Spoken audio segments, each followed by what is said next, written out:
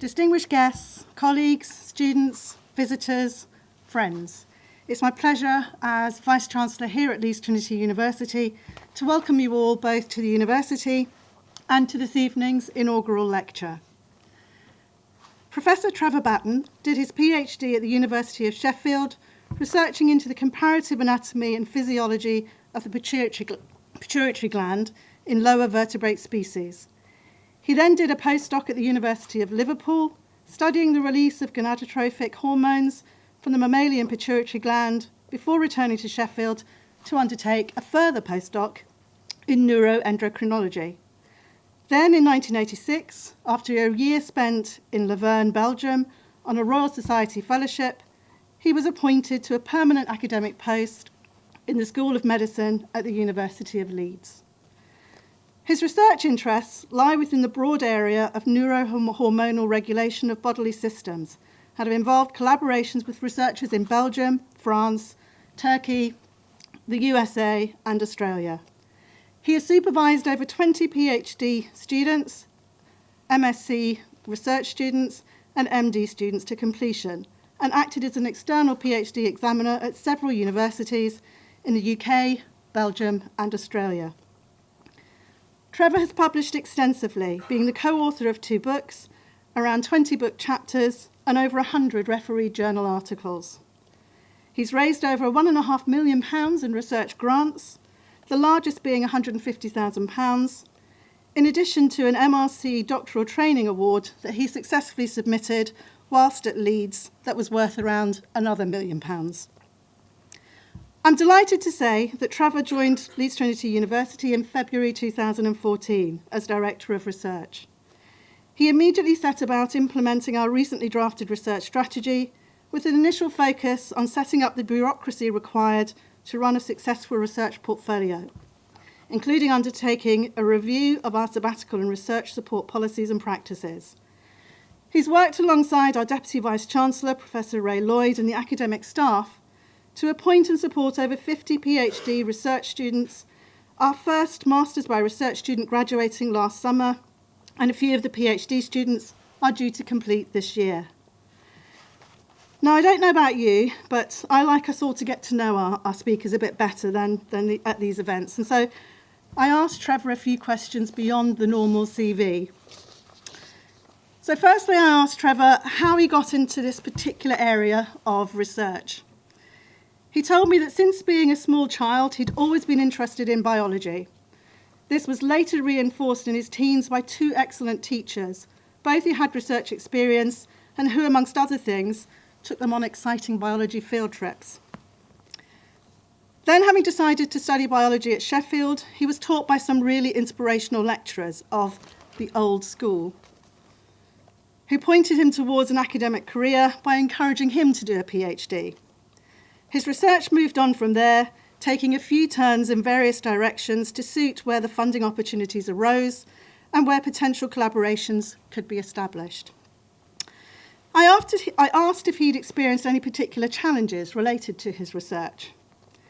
He said that the main challenges had been firstly maintaining continuous funding due to the relatively high costs of his research, and secondly finding niche areas that can lead to success in the face of stiff competition from better funded researchers in other countries such as America. When asked what his most significant achievements were, he replied that he'd had the pleasure of teaching and supporting some undergraduates who had gone on to great things, and that all of his PhD students had completed on time and progressed into successful careers. And he hoped that he had at least been in some way, in part, responsible for their success. But on a personal level, he modestly said that whilst he could not claim any one outstanding achievement, he believed he has, together with co-workers, produced some very good publications that have significantly contributed to the body of knowledge and influenced other researchers, particularly regarding the development of methodology. I asked Trevor if he had any particular interests and hobbies outside work. Always a mistake to answer this one. And he admitted to a very mixed bag indeed. So various sports, not surprisingly, football, cricket, mountain biking, scuba diving, fitness and training. Slightly more surprising, but then I thought about it, probably not, ballroom and Latin dancing, So I look forward to the Christmas party, Trevor. And then practical things, building, renovation work, plumbing, always useful.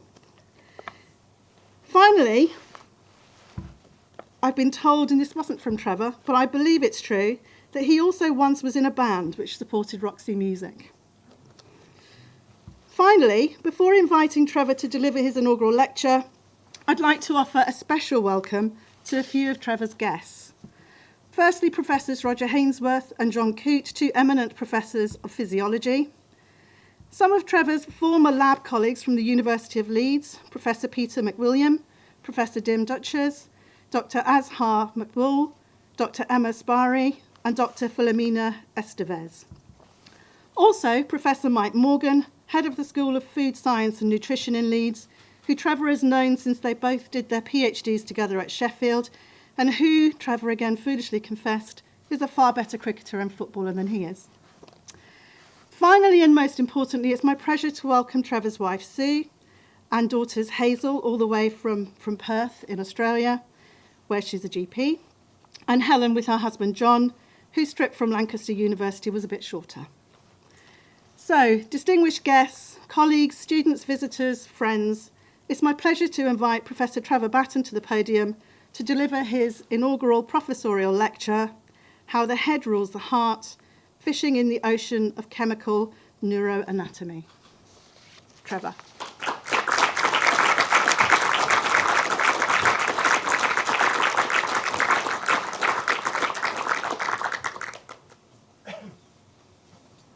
Well, thank you, Vice-Chancellor. I don't really think there's any need for me to do my lecture now because she just told you everything I was going to say. Well, glad to see such a good turnout this evening. So, this lecture is really going to be about autonomic regulation. That is, we'll start off with the first slide. Hopefully this will work. That's it. Autonomic regulation. How the body regulates its systems for physiology and metabolism that ensure that that equilibrium is maintained in the face of challenges from the internal and external environment. And this is called homeostasis.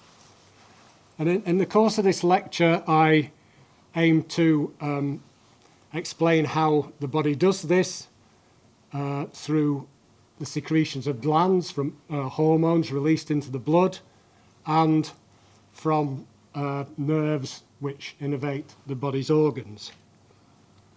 So we can consider that the brain is the head and the heart is amongst one of the organs that's regulated. So I realise it's a fairly mixed audience tonight, and I know a lot of you are non-scientists. There are historians, people interested in philosophy, psychologists. So I just thought I'd start with this slide, which it captures the fact that there's been a debate over the centuries between philosophers about the head versus the heart, reason versus passion, and which should be the dominant organ in terms of determining human behaviour. I'm not a philosopher myself, but hopefully this makes sense.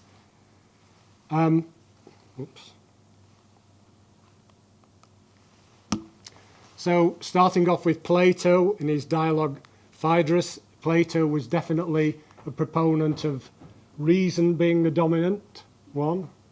And then in the 17th century, the French mathematician Blaise Pascal, in his work Pensée, he seemed to be more on the side of the heart and passion being dominant over reason. And then in the 18th century, David Hume, in his treatise on human nature, sort of took an intermediate position that reason isn't ought to be the slave of passions. But by the end of this lecture, I hope I'll convince you that the head needs the heart and the heart needs the head. And I took the title of this lecture. It's really plagiarism of an article I wrote, an editorial commentary I wrote in 2009 with Sue Dukers at the University of Leeds for a special issue of the Journal of Chemical Neuroanatomy. As I said, I realise there's a lot of non-specialists in the audience, so I hope I can keep this lecture to a level that will be understandable to most people. And at least if you don't understand it, there should be some fairly interesting photos to see on the course of the slides. So while these more philosophically inclined people were debating and pondering over the centuries, there were a good many scientists active whose work led up to the formation of our current ideas and modern concept of homeostatic control of the body's systems. So starting off with Hippocrates, who at least one person in the audience who's a medic will know as the father of modern medicine. And then Galen, later on, who, like Hippocrates, accepted humorism, so the four humours as determining all the body's diseases. In his work on temperaments, but he also did animal dissections and described the circulatory system and the cranial and the peripheral nerves. And then, in the 16th century, Vesalius, he dissected and described the human brain and heart and recognised that nerves derive from the brain and not from the heart. Thomas Wharton in the 17th century, together with Friedrich Reusch, identified the system of glands and their secretions. And then in the early 19th century, Berthold conducted the first proper experiment showing endocrine regulation. And this all led up then, at the turn of the 20th century, to John Newport Langley, who described the autonomic nervous system. In fact, he was the first to coin this term, autonomic nervous system, and described its divisions. And then Sir Henry Dale, in the early part of the 20th century, together with Otto Leuven, identified the first neurotransmitter, acetylcholine, and actually demonstrated it did have a neurotransmitter function, and that led to them being awarded the Nobel Prize. And just finally, two people here, Ernst and Berta Schara, who around the same time introduced the concept of neurosecretion, that the nerves are capable of releasing hormones. And I once had the privilege when I was a student to attend a lecture given by Berta Schara. So just going back to this slide, you see the brain controls the glands by a release of neurohormones. Glands control organs by release of hormones into the blood, and also the brain directly controls organs by the nerves of the autonomic nervous system. And I'll explain more about these terms later on.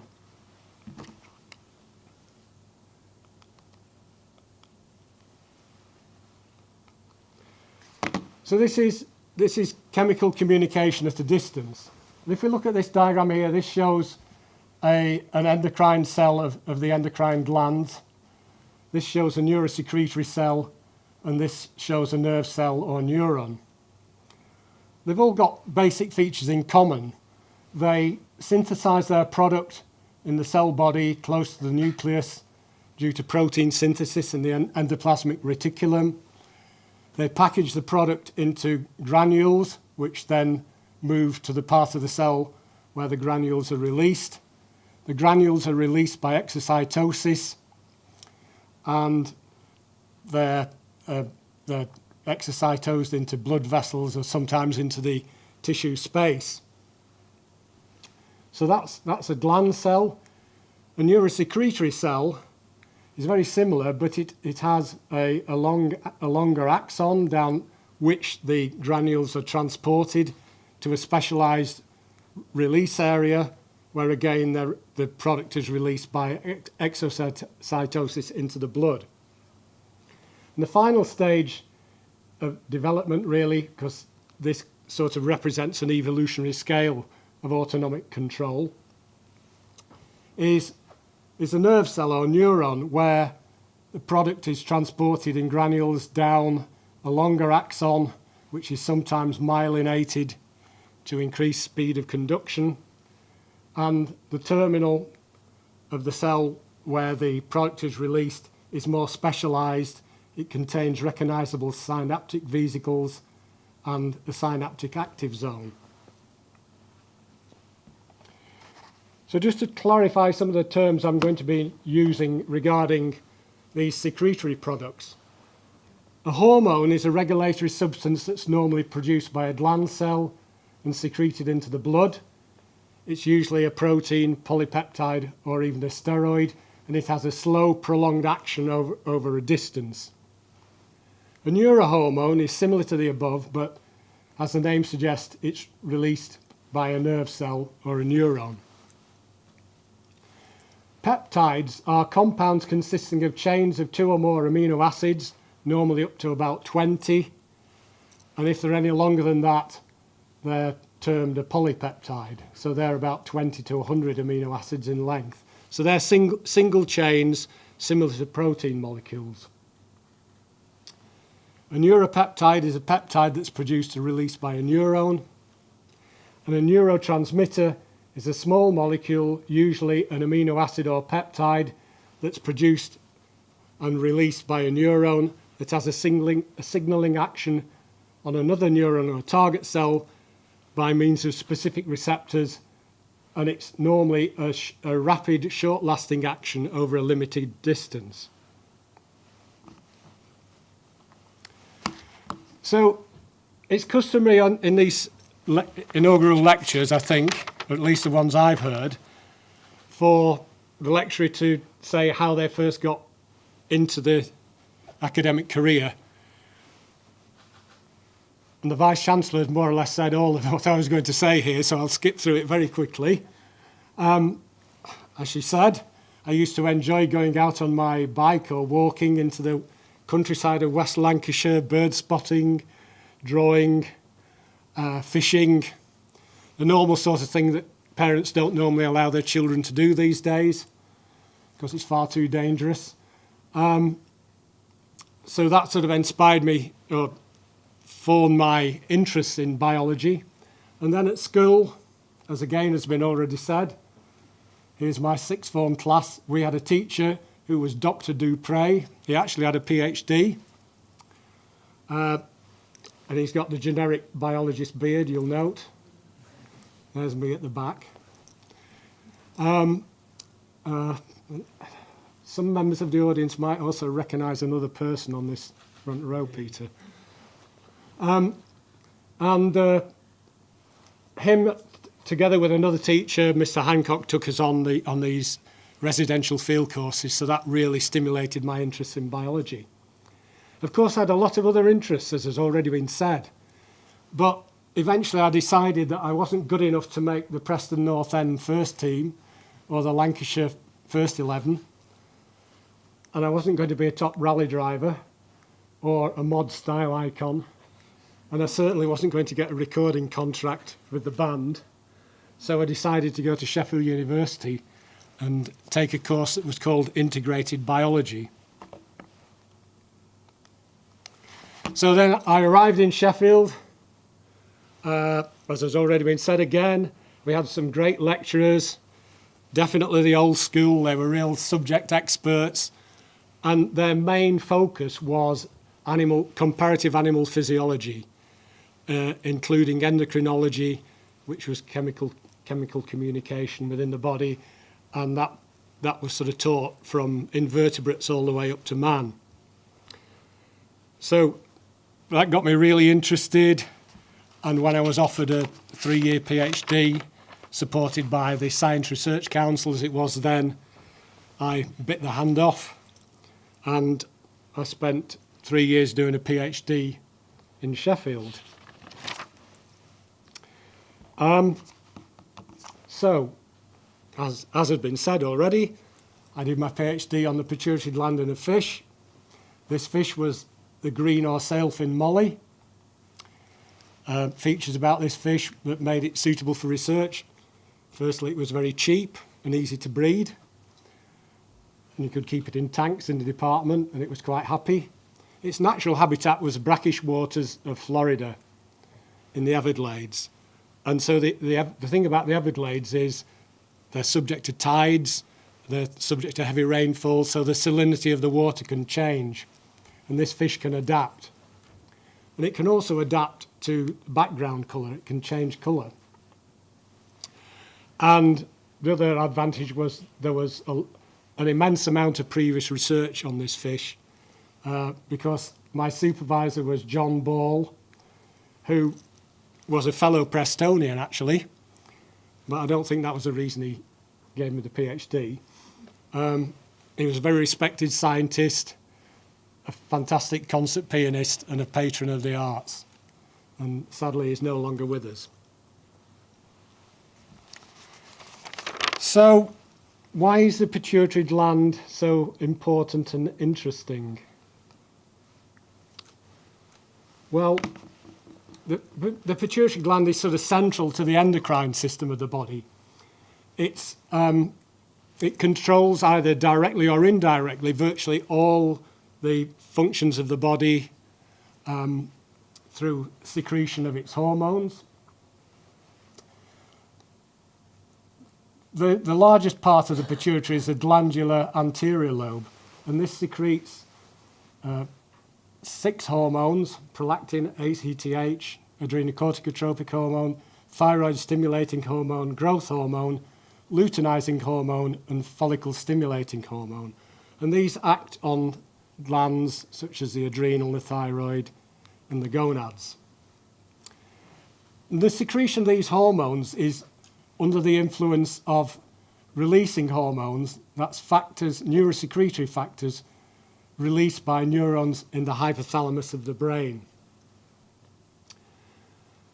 The other almost half of the pituitary gland is the neural lobe, and this comprises the swollen nerve endings of neurons that send axons down from the hypothalamus, where they release their 2 hormones into the blood directly. And these 2 hormones in mammals are vasopressin, which acts on the kidney and blood vessels, and oxytocin, which acts on the uterus and the mammary gland. Now, there's also another part of the pituitary that's very small and not very interesting or important in mammals. The intermediate lobe, or pars intermedia, which releases a hormone called melanocyte-stimulating hormone, which acts on the melanophores in the skin. And I'll be talking a little bit more about that in a minute because it is much more important in fish and lower vertebrates. And I should have said the pituitary gland is at the base of the brain, so given that this lecture is about the head and the heart, I think we can include it in the theme of the lecture.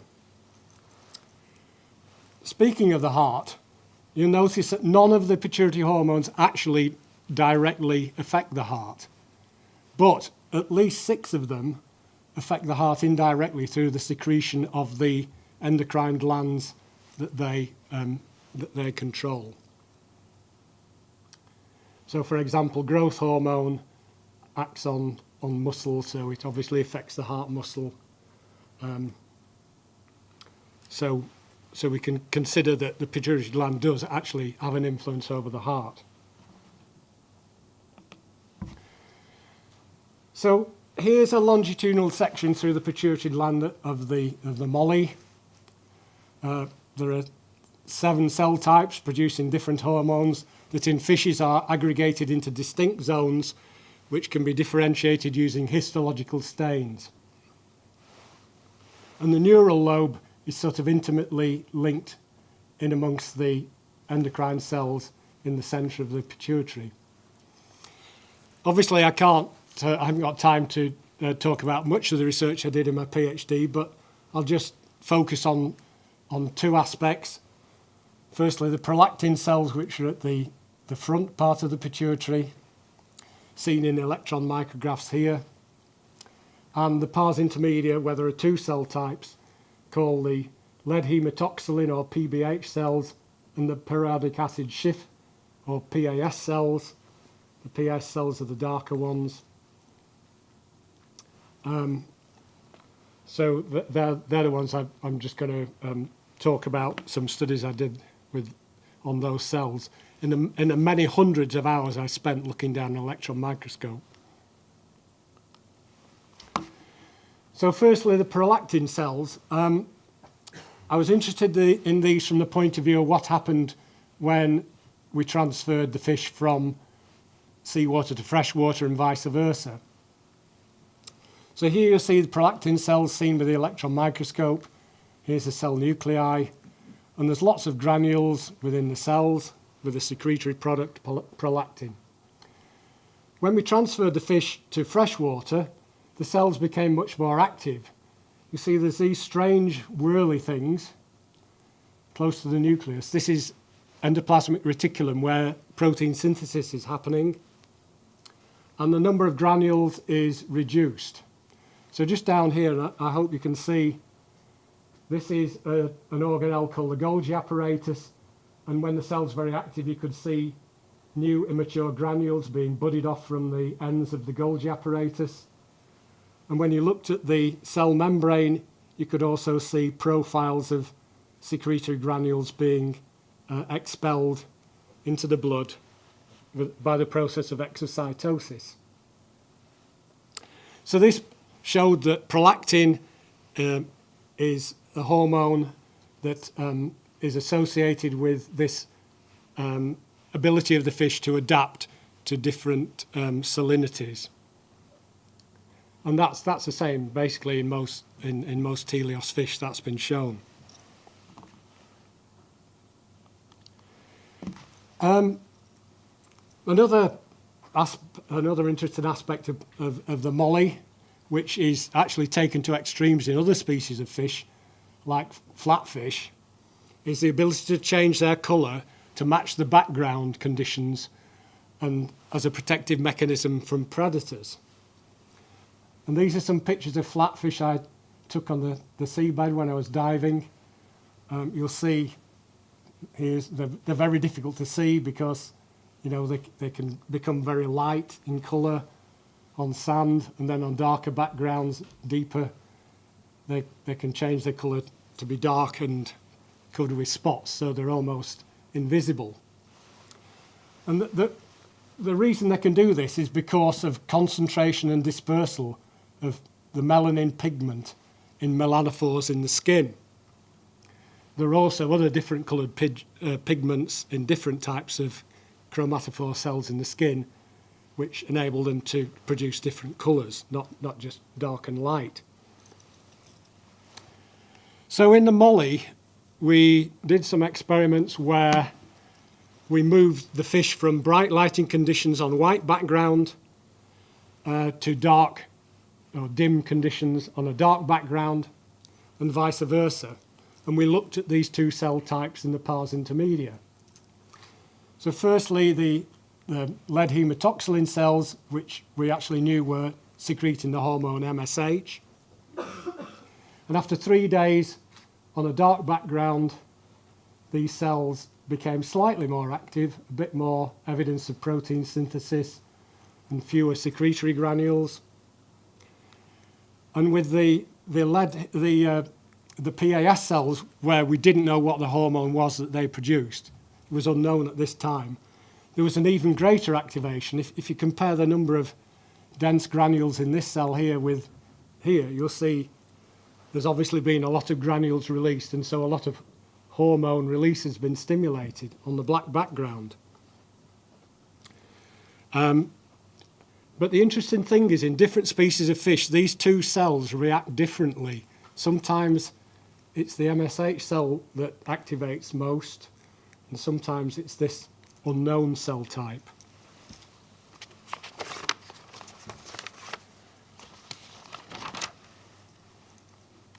So there'll be more about the PAS cells a bit later.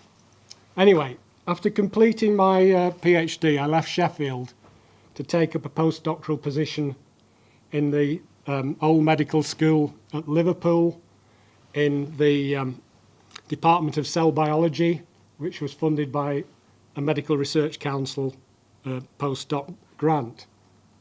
And as you may gather from these pictures, I was no longer working on a fish pituitary. I was working on pig pituitaries, and in order to get the material, I had to make frequent trips to the old Walls abattoir at Godley near Hyde in Cheshire. And that was an experience. And I can guarantee I've never knowingly eaten a Walls pork sausage ever since then.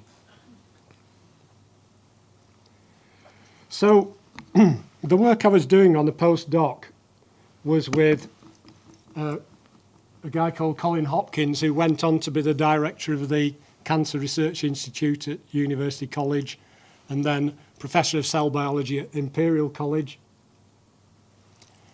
And we were working on dispersed pig pituitary cells, particularly the gonadotroph cells that produce LH and FSH. And in order to study these hormones in the dispersed cells, we developed a new method of immunohistochemistry, of detecting hormones on tissue sections using antibodies. So what we did, we took tissue sections that were thin sections prepared for the electron microscope, and we incubated them with antibodies that recognized the substance of interest, for example, LH, luteinizing hormone.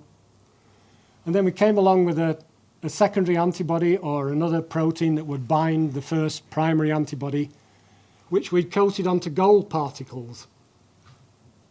And we could make these gold particles in a range of sizes from about 1 nanometer up to about 20 nanometers, and they were fairly stable. And so then when we looked at the tissue sections under the electron microscope, basically looked where the gold particles were, and you could see here in a part of a cell that hasn't been counterstained, lots of little very electron-dense gold particles over the cell where the secretory granules are. And even when you'd counterstained the cells, you could still see them. And we first published this localizing adrenocorticotropic hormone, ACTH. But the main research question concerned follicle-stimulating hormone, FSH, and luteinizing hormone. The question was, are both these hormones produced by the same pituitary cells or by separate types of distinct gonadotroph cells? And if they are from the same cells, are they produced in the same granules?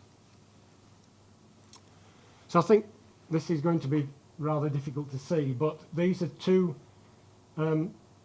adjacent serial sections through part of a gonadotroph cell. And you can see the dark secretory granules here. The dark because they've got lots of gold particles overlying them, and it's possible to identify the same granules in the two sections. And the other way we did this was to incubate the sections with antibodies to LH and FSH, and then use gold particles of two different sizes to detect them on the same section. And hopefully you can see here there's a granule which has got some small gold particles which indicate the presence of FSH, and large gold particles that indicate the presence of LH. So that was pretty conclusive evidence that the two hormones are produced and released by the same cells and actually from the same secretory granules, although the proportion that seemed to be in individual granules did vary. So there's a possibility the cells could adjust the proportions of each hormone being released.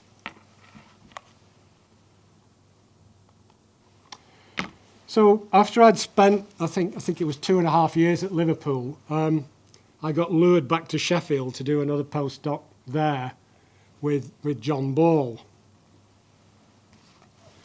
So now what I was doing was using these methods I'd developed at Liverpool University to again look at pituitary hormones in fish.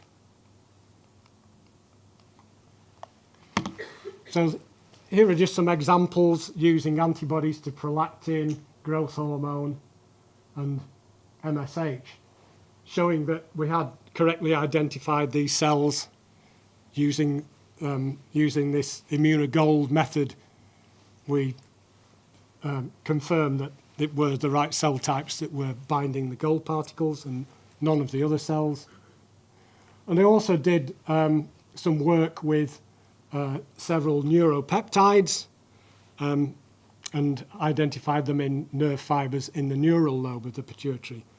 And this is a hormone or a neuropeptide that had recently been discovered, melanin concentrating hormone, MCH, which is another hormone involved in colour change in fish. At this time, there was a real explosion in the number of peptides that were being found in the nervous system that were being identified and characterised. So basically, every time a new peptide was discovered, we would make an antibody against it and see if it was present in the fish pituitary. And as well as doing work on Pacillia, I did some work to look at evolutionary aspects in some very odd fishes that we had museum specimens of. This one here is called the garpike, Lepisosteus, and this one here is called the bowfin, Amia calva. Both of these are very rare fish that inhabit the Mississippi River in America. Unfortunately, I didn't go on any expeditions to collect material. I just had to go to the museum.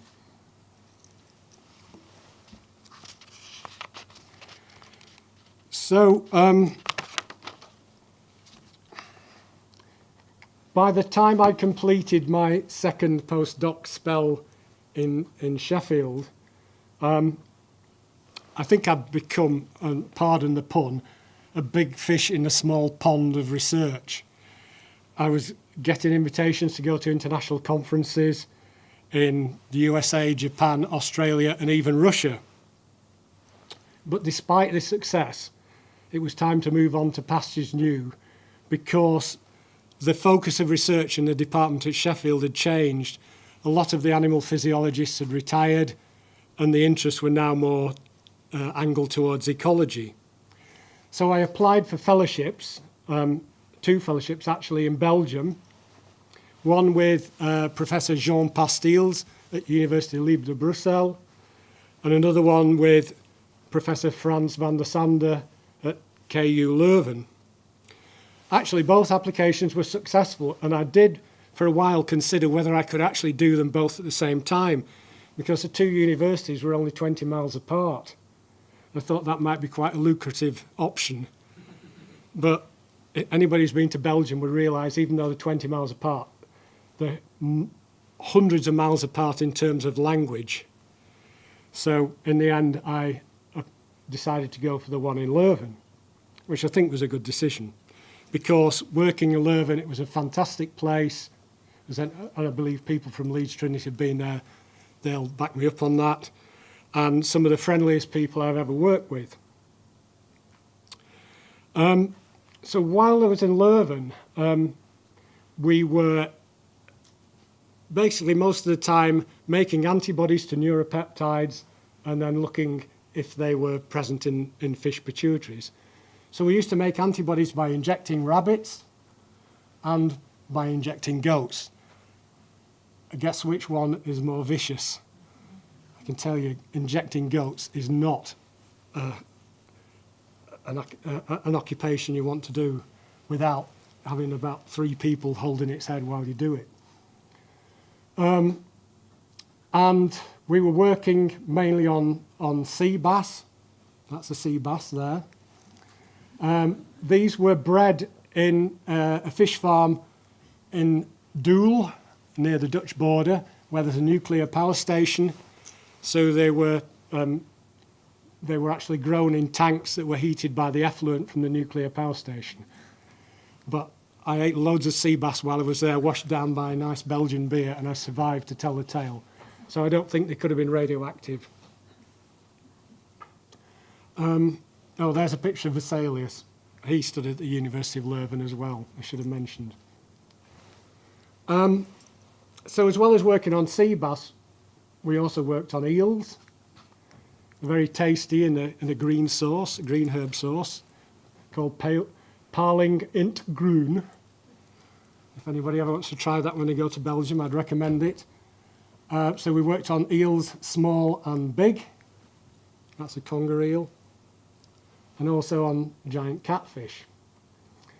So one particular project we did was, I mentioned the unknown hormone of the PAS cell of the pars intermedia. And we tried to identify and characterize this from eels. So we spent several days working with eels, taking the pituitaries out at a fish farm near Ostende. And that is a really horrible job. By the end of the day, you're absolutely covered in slime. And we got absolutely nowhere. We never managed to extract the hormone. And by the time we were still trying to do it, a group in Japan had actually extracted the hormone from salmon, which is a far more pleasant fish to work with, I think. And they call this hormone somatolactin because it had structural similarities to prolactin and to growth hormone, which is also called somatotropin. So, more successful things I did when I was in Belgium was we did a lot of work on the sea bass pituitary with immunohistochemical methods using two antibodies simultaneously and different coloured enzymes to localize them. So we look, these blue cells are all detected with antibodies to growth hormone, and the brown are nerve fibres, which are sort of in intimate relationships with the growth hormone cells, labelled for cholecystokinin, somatostatin and vasotocin, which are all peptides in the pituitary in fish. This was all done in the lab of Frans van der Sande, who again sadly isn't with us anymore. And we also confirmed the results by doing autoradiography to demonstrate the binding sites for these neuropeptides. And we also did electron microscopy. So here are some images using gold particles of different sizes, again, to show the relationships between neuropeptides such as melanin concentrating hormone and the MSH cells, somatolactin cells being contacted by nerve fibres with the peptide vasotocin, somatostatin contacting growth hormone cells, cholecystokinin contacted growth hormone cells. So in this way we worked out what relationships there were between neuropeptides and pituitary cells, which gave us clues to which of these neuropeptides might have a role in controlling pituitary secretion. And one final peptide we looked at just before I left was a novel peptide called calcitonin gene-related peptide, which was discovered as a byproduct of the gene coding for another hormone, calcitonin. And we found there were cells in the hypothalamus and nerve fibres going down the stalk of the pituitary and ending in the pituitary, which suggests the CGRP had a role in controlling the secretion of the pituitary. So at that point I was applying for permanent lectureships, and I got the chance of an interview in Leeds at the Department of Cardiovascular Studies. I was offered the job, and if I remember rightly, I was also offered jobs in Hong Kong and Singapore at the same time. So it was a no-brainer, obviously, accept the job in Leeds. And I think the reason I was recruited was because of my expertise in peptide hormone research, and the then head of department, Professor Ron Linden, his group were trying to isolate and characterize a hormone produced by the heart. This hormone was, the evidence was that it was released when the atria of the heart were stretched by an increase in blood pressure or artificially inflating a balloon. And the idea was that this was released into the circulation and acted on the kidney to produce a diuresis, so excretion of water. However, about the same time, a Canadian group discovered the hormone atrial natriuretic peptide, which was also produced by the atria of the heart. So we have this evidence for the diuretic agent that Professor Linden was working on, an atrial natriuretic peptide, and they had broadly similar effects on the kidney.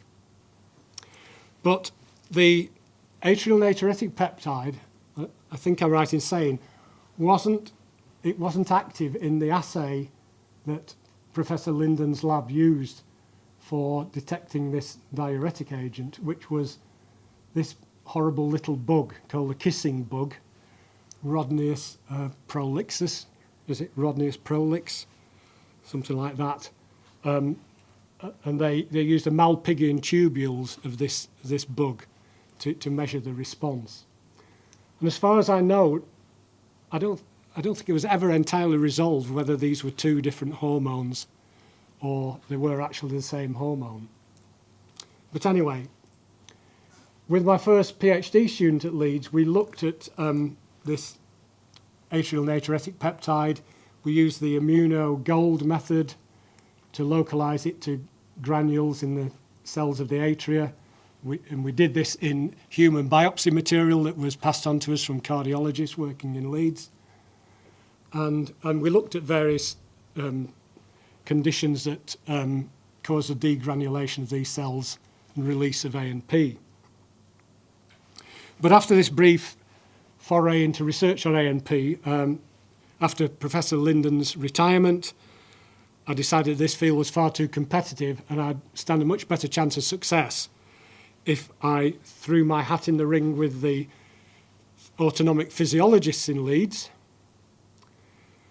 and work on the autonomic nervous system. And I imagine that many people in the audience will be familiar with the autonomic nervous system.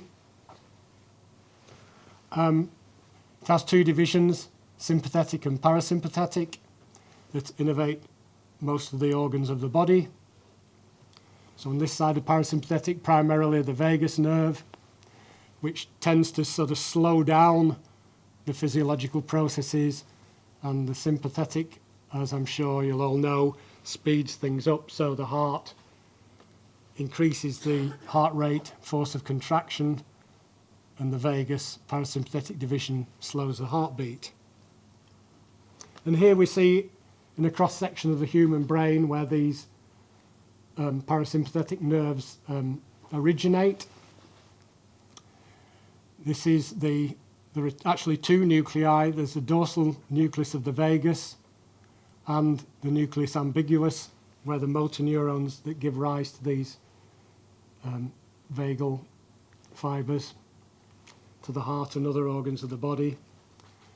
And there are sensory nerve fibers which go back from these organs back up to the brain, and they terminate in an area called the solitary nucleus, or the nucleus of the solitary tract. So these were the areas in the medulla oblongata of the brainstem that we were interested in.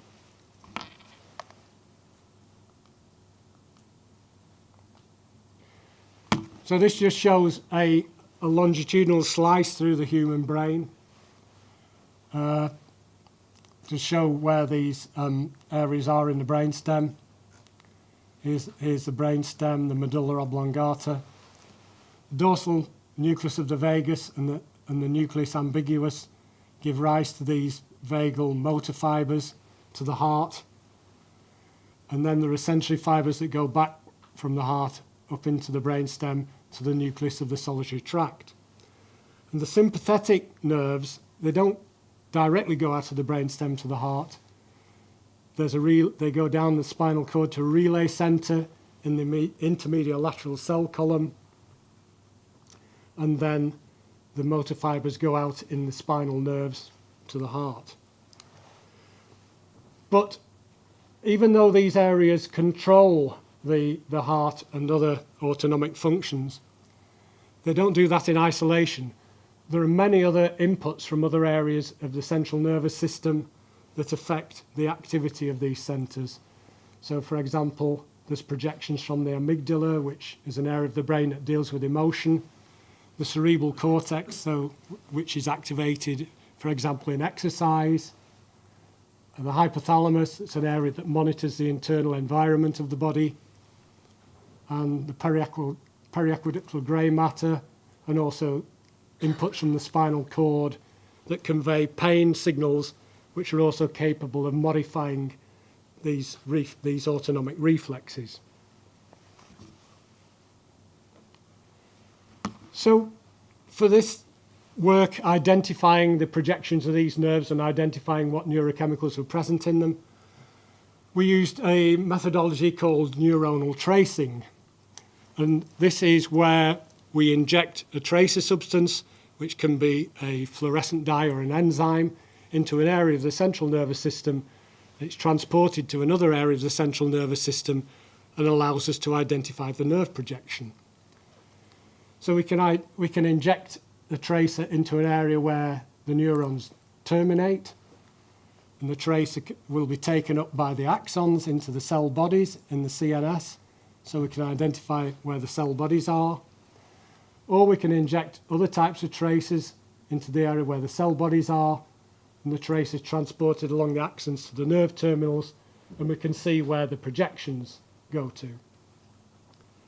And then we can combine this with antibodies in immunohistochemistry to identify what neurochemicals are present in these neurons. This is a rather complicated slide, but hopefully I can describe what's happening here relatively quickly. This shows an example of neural tracing from the brainstem, showing label cells with horseradish peroxidase. And then we did immunohistochemistry using an enzyme, alkaline phosphatase, that gave a blue coloration in cells which contained transmitters or neuropeptides. We did this for acetylcholine, and not surprisingly, because acetylcholine is accepted as being a transmitter in the parasympathetic nervous system. All the cells were immunoreactive. But we also looked at other peptides, and the only one where we really got a positive signal was calcitonin gene-related peptide, shown here in the nucleus ambiguus. But the other vagal nucleus, the dorsavagal nucleus, didn't have any positive cells for CGRP. So we wondered what the reason for this was, and we thought it was probably due to the site of projection of these two nuclei. So the nucleus ambiguus projects to the pharynx and the larynx, and contained cholinesterase transferase as a marker for acetylcholine and CGRP. The dorsavagal nucleus projects mainly to the stomach and only contains acetylcholine.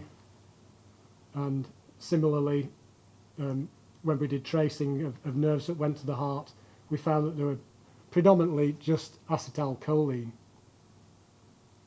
So we then did an experiment to try and determine if it was the site of projection of these neurons and the type of target they innervated which was responsible for causing CGRP expression, or was related to CGRP expression.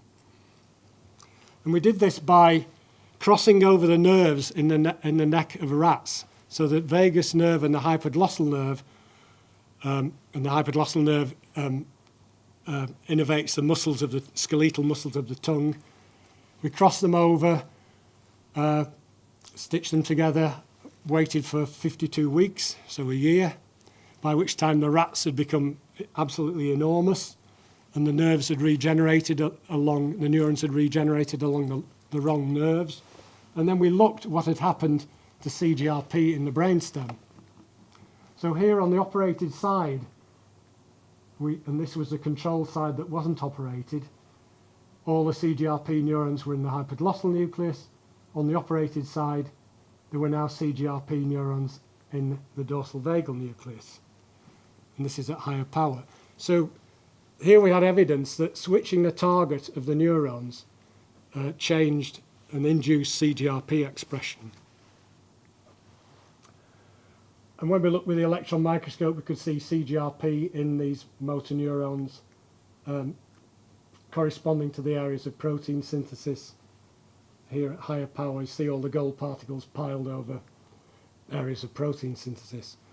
But subsequent evidence has shown that CGRP isn't actually a transmitter in these motor neurons. It's more likely like a growth factor or a differentiation factor, because it's been implicated in neurological diseases like motor neuron disease and amyotrophic lateral sclerosis.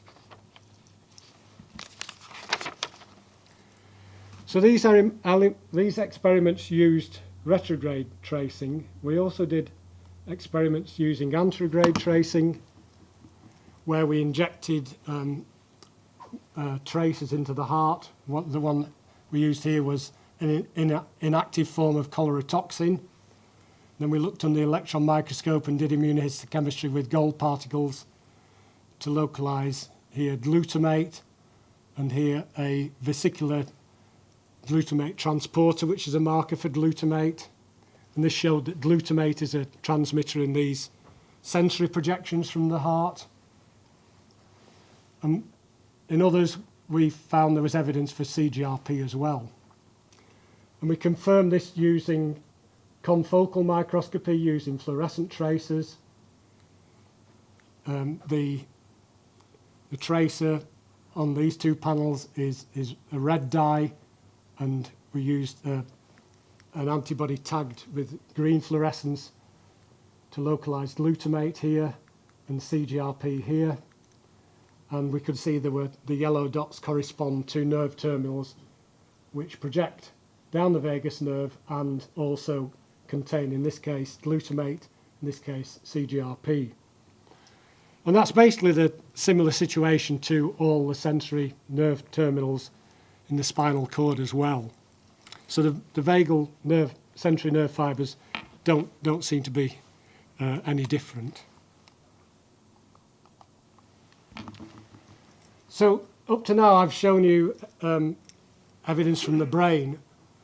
The heart itself has its own network of intrinsic neurons which extend over the cardiac surface. And this has been termed the heart's little brain. And it's believed to coordinate electrical and contractile activity within the heart, helping to prevent arrhythmias. And in a collaboration with Dr. Kieran Brack at the University of Leicester, we looked with antibodies at what transmitters are present in these intrinsic cardiac neurons. And there was evidence for acetylcholine, shown in red on these panels, and also an enzyme which indicates a nitric oxide synthase that indicates the production of nitric oxide. And there were other transmitters in other groups of neurons, for example, tyrosine hydroxylase, which suggests adrenaline is being produced. And other workers have also shown CGRP and tachykinins like substance P in these networks of cardiac neurons. So possibly this network of intrinsic neurons is why the heart can continue to function, for example, in heart transplants, when the nervous supply from the autonomic nervous system is disconnected. Although, of course, in the absence of the autonomic nervous system, the heart's not really capable of adapting to stressful situations like vigorous exercise. So, to conclude then, I hope I've convinced you that the heart does need the head or the brain through unconscious control, through the release of hormones and transmitter substances. But of course, the brain or the head needs the heart as well, because if the heart stops pumping, brain cells rapidly die off because they can't store energy. They need continuous supply of oxygen and glucose from continuous blood flow. All the main neurochemicals responsible for transmission in the autonomic nervous system are probably now known. But there's still a lot of scope for research, for further investigation. For example, the neurochemistry of many of these projections from the central nervous system to the areas of the brainstem that control autonomic reflexes have still to be resolved, and also how the autonomic nervous system interacts with this internal nervous system I've just described in the heart. Actually, it's quite surprising how many different substances have been implicated in these regulatory roles, and that's true even in less complex lower vertebrates. But there are still probably some to be discovered. Some of these neurochemicals that have been discovered are quite unexpected. A lot of the neuropeptides were originally isolated as local hormones that were involved in the control of gut motility and have now been termed brain-gut peptides. And who would have thought 40 years ago when I started my research that a poisonous gas, nitric oxide, would now be classed as a transmitter substance? Also, many of the substances I've described have been found to have different roles in different tissues. And that's probably not, these multifunctional effects are probably not so much due to the properties of the substances themselves, but due to the different types of receptors that are expressed on the target cells and the intracellular signaling pathways that they're linked to. So CGRP is a good example of that, evidence for it being a sensory transmitter and also a neural differentiation factor in motor fibres. Another feature is that many of these substances have been conserved very well throughout evolution. So some of the same transmitters, like glutamate and serotonin, can be found in very lowly invertebrates, even like sponges. And also that's true of peptides like tachykinins, where the difference between these lower animals and higher vertebrates is only a few amino acid substitutions. And there's a small regulatory peptide called FMR-FMide, which is present in lower vertebrates, that even though it's not thought to be an important transmitter in the mammalian nervous system, it has found to be active. But just because a substance has been found to have a particular transmitter function in one species or group of animals, it's not necessarily safe to assume it will have the same effect in another, for example in human. So sometimes this is the case, as it seems to be for the pituitary releasing hormones, but other peptides seem to have completely different functions. I've mentioned prolactin, MSH, and MCH. And others don't even exist in higher vertebrates, as is the case for somatolactin, that unknown hormone that was isolated from fishes. So this begs the question whether we can reliably use lower vertebrate and invertebrate research to inform development of pharmaceuticals for human clinical use. And although I make it clear that I strongly believe that animal research backed up by thorough physiological and pharmacological studies has led to many important advances, I'll just end on one cautionary note. It concerns this eminent scientist called Mac Hadley, who I met when I was a PhD student at Sheffield because he was doing research on colour change in fish, amphibians and reptiles. So I met him at conferences. And he was Professor of Molecular and Cellular Biology at the University of Arizona in Tucson. And for his research on MSH, he made a number of superactive analogues. And he had the idea that he could develop them as safe tanning agents for human use, because MSH isn't particularly active on the melanophores in the skin of humans. and these were at least 1,000 times more active. So I guess he aimed to develop a profitable spin-off company. And he was rather jokingly referred to as a human pincushion, because he couldn't really be bothered to subject his compounds to extensive and expensive clinical trials. He would simply inject himself with the compounds and see what happened. And in 1987, he tested 2 new compounds called melanotan 1 and melanotan 2. And while they did have some effect darkening his skin, he found a very unexpected side effect.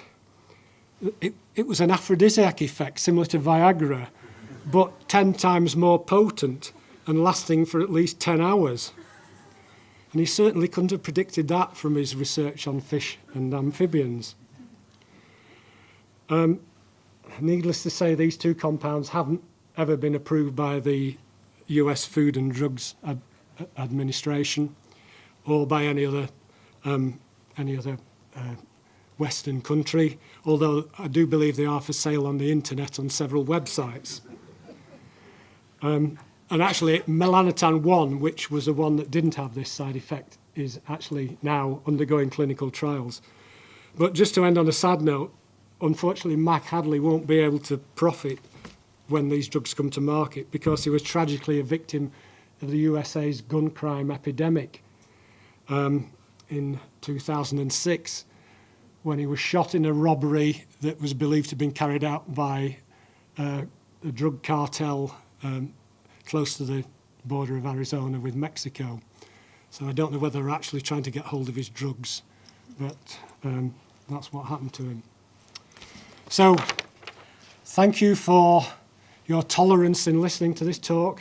I'd just like to thank a few people who've organised, particularly Tanya, who's organised this event from marketing, has made it such a hopefully a success, and the Vice-Chancellor, of course, for recruiting me to Leeds Trinity and for providing such a splendid introduction. And of course, my family for attending and putting up with this and putting up with me during my research career. Hopefully I wasn't too grumpy most of the time. Thank you.